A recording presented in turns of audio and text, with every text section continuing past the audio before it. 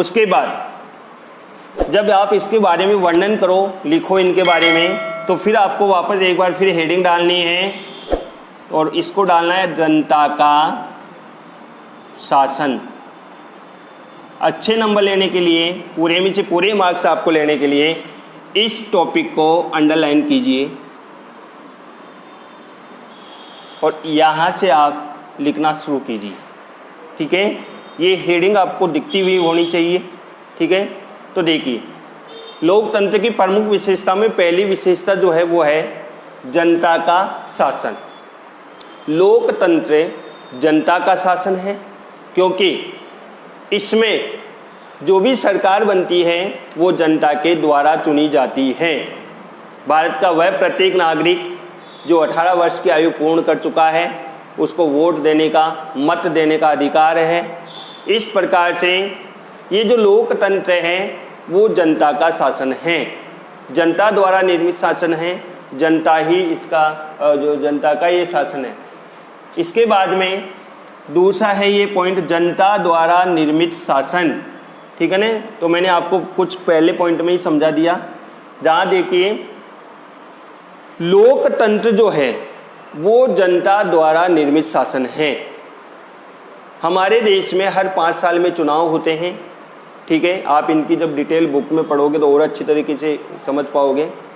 हमारे देश में हर 5 साल में चुनाव होते हैं और यहाँ पे जनता के द्वारा सरकारों का निर्माण होता है। लोकतंत्र में लोक मतलब लोकतंत्र मतलब शासन, यहाँ नाम ही लोकतंत्र है।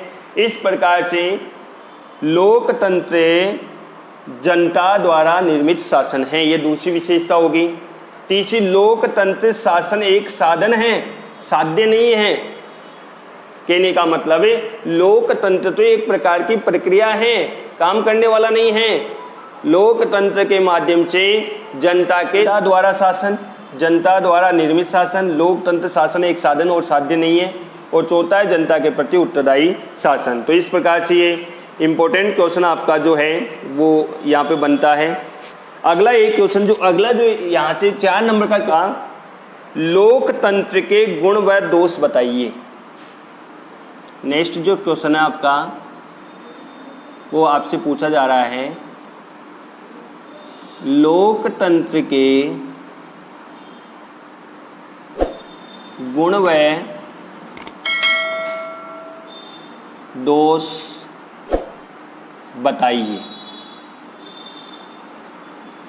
ठीक है, या ऐसे भी पूछा जा सकता है, लोकतंत्र का आलोचनात्मक वर्णन कीजिए। आलोचनात्मक वर्णन का मतलब होता है उसकी कमियां भी बतानी है और उसके फायदे भी बताने हैं। या फिर गुण मतलब लाभ और दोष मतलब हानियां। ये ऐसे भी क्वेश्चन घुमाकर पूछ सकता है एग्जामिनर आपसे कि लोकतंत्र के लाभ और हानि बताइए। ठीक है, या केवल इतना ही पूछा जा सकता है लोकतंत्र के गुण ही बताइए, या केवल इतना सा भी पूछा जा सकता है लोकतंत्र के दोष बताइए। ठीक है, तो देखिए लोकतंत्र के सबसे पहले हम गुण की बात करते हैं। मैं 4 बता देता हूँ आपको। अगर दोनों आगे आलोचनात्मक 4 नंबर का क्वेश्चन है, 4 ही पॉइंट लिखने हैं, वहाँ बाकायदा लिखा हुआ आएगा। वैसे जहाँ तक है कि 4 गुण या 4 दोष बताइए या 4 आलोचनात्मक कारण बताइए। तो सबसे पहले नंबर 1 गुण की बात करते हैं हम लोग। वैसे ही आपको करना है, सबसे पहले सभी पॉइंटों को एक साथ जमाना है और उसके बाद और यहाँ पे लिखना है लोकतंत्र के गुण व दोष निम्न प्रकार से हैं। तो सबसे पहले सार्वजनिक हित में वृद्धि।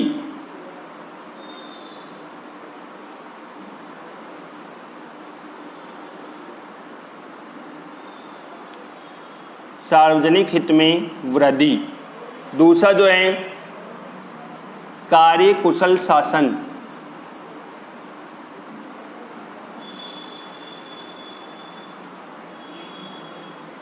तीसरा जो है गुण इसका सार्वजनिक शिक्षा का साधन।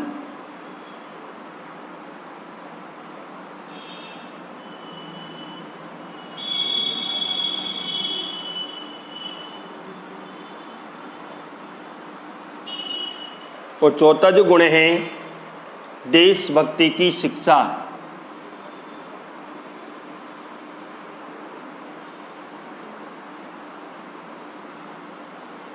इसके अलावा और भी लिख सकते हो आप, समानता तथा स्वतंत्रता,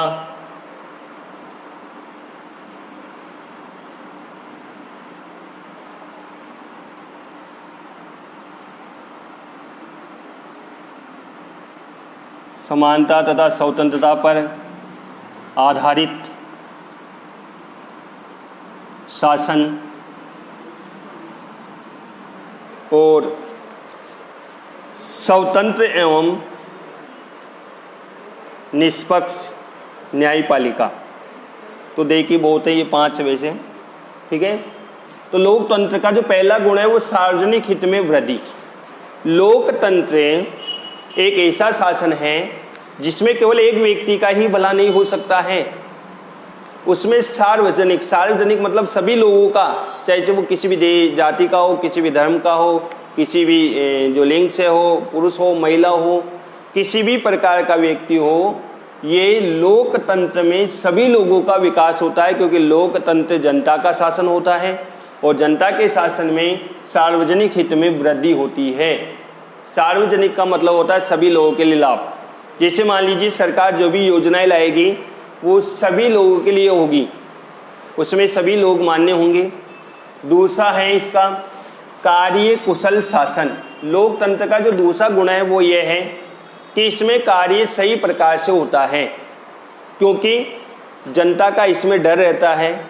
इस प्रकार से जो भी राजनेता होते हैं वो अच्छे जनता की भलाई के लिए कार्य करते हैं, अच्छे कार्य करते हैं, ताकि जनता को लाभ मिल सके, जनता को किसी प्रकार की हानि नहीं हो। क्योंकि उन्हें पता है कि अगर हम सही प्रकार से कार्य नहीं करेंगे तो आगामी आने वाले समय में जनता हमें नकार देगी और किसी दूसरे की क्या बन सकती है, सरकार बन सकती है। तो इस प्रकार से जो भी लोकतंत्र में कार्य किए जाते हैं वो बहुत ही अच्छी प्रकार से किए जाते हैं, सभी लोगों को बराबर ध्यान में रखकर। तो इस प्रकार से इसका दूसरा जो गुण हो गया वो कार्य कुशल शासन है ये। तीसरा जो है सार्वजनिक शिक्षा का साधन। लोकतंत्र हमें ये सिखाता है, सार्वजनिक मतलब हम सभी लोगों को ये शिक्षा देता है कि हम सब मिलकर कार्य करें, क्योंकि लोकतंत्र में जनता, पूरी की पूरी जनता मिलकर एक सरकार का निर्माण करती है। हो सकता है उसमें कुछ पक्ष कुछ विपक्ष होते हैं, लेकिन जहां हमारे देश में यह है कि ज़्यादा जहां परसेंटेज जिसका होता है उसकी सरकार बनती है, यानी कहने मतलब वो पूरे देश की सरकार होगी, एक प्रकार से पूरी जनता की वो सरकार होगी। तो आप इसमें लिख सकते हो कि ये सार्वजनिक शिक्षा का साधन है, लोगों को इसमें सीखने को मिलता है। लोकतंत्र के द्वारा हम सभी लोगों का बराबर जो है लाभ पहुंचा सकते हैं। चौथा है देशभक्ति की शिक्षा। लोकतंत्र हमें देशभक्ति की शिक्षा भी देता है, क्योंकि लोकतंत्र में लोग एकजुट होते हैं, चाहे से वो कितना भी गरीब हो, चाहे से वो कितना भी अमीर हो, वो देश में निवास करता है और सभी को वोट देने का अधिकार होता है। लोकतंत्र में एक होता है राजतंत्र। राजतंत्र मतलब होता है राजा का शासन, उसमें किसी भी प्रकार से व्यक्ति को लाभ नहीं मिलता है। लोकतंत्र में सभी लोगों को समान अधिकार होते हैं, इस प्रकार से उनके अंदर ये भी पता होता है कि मेरे वोट की कीमत भी वही है जो एक अमीर वाले की है, गरीब को ये एहसास होता है। तो इस प्रकार से उनमें अपने आप ही अपने देशभक्ति का जज्बा पैदा होता है और ये देशभक्ति की शिक्षा हमें देता है। और लास्ट में एक और मैं बता दूं गुण इसका, समानता तथा स्वतंत्रता पर आधारित शासन है ये। लोकतंत्र में मैं आपको पहले ही कह दिया, क्योंकि ये जनता का शासन है, इसलिए यहाँ सभी लोगों को समानता मिलेगी और सभी लोगों को स्वतंत्रता मिलेगी। सभी लोगों के लिए समान अधिकार है इसमें और सभी लोगों को स्वतंत्रता है। लोकतंत्र एक ऐसी शासन प्रणाली है जिसमें आप लोग कहीं भी आ जा सकते हो, कहीं भी घूम सकते हो, कुछ भी खा सकते हो, पी सकते हो, पहन सकते हो। तो इस प्रकार से ये स्वतंत्रता आधारित शासन हुआ है और यहाँ पे सभी लोगों को समानता मिलती है। तो ये हो गए लोकतंत्र के गुण, सार्वजनिक हित में वृद्धि, कार्य कुशल शासन, सार्वजनिक शिक्षा का साधन, देशभक्ति की शिक्षा और समानता और स्वतंत्रता पर आधारित शासन। अगर मान लीजिए इसके गुण ना पूछ के इसकी दोष पूछ लें, कमियां पूछ लें, हानियां पूछ लें, तो भी आपको अब मैं आप यहाँ पे इसके हम लोग दोष लिख रहे हैं।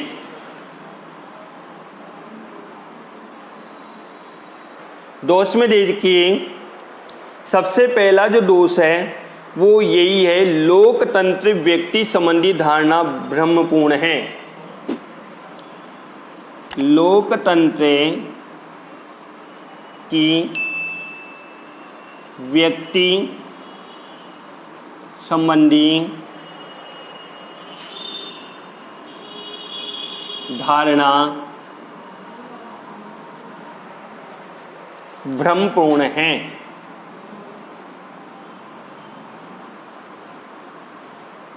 ठीक है, नंबर 1। नंबर 2,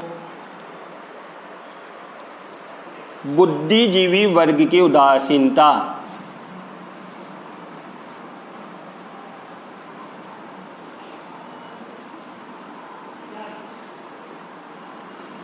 नंबर 3 जो है वो है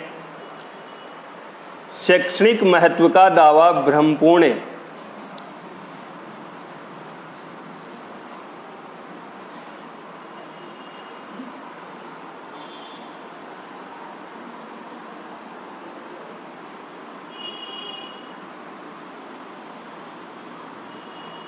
और चौथा जो है सार्वजनिक धन का अपव्यय।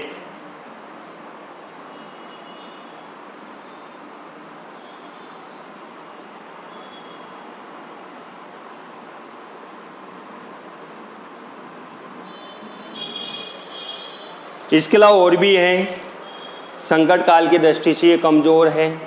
तो यहाँ पे 4 बहुत है, आपके 4 से ज़्यादा नहीं पूछेगा वो।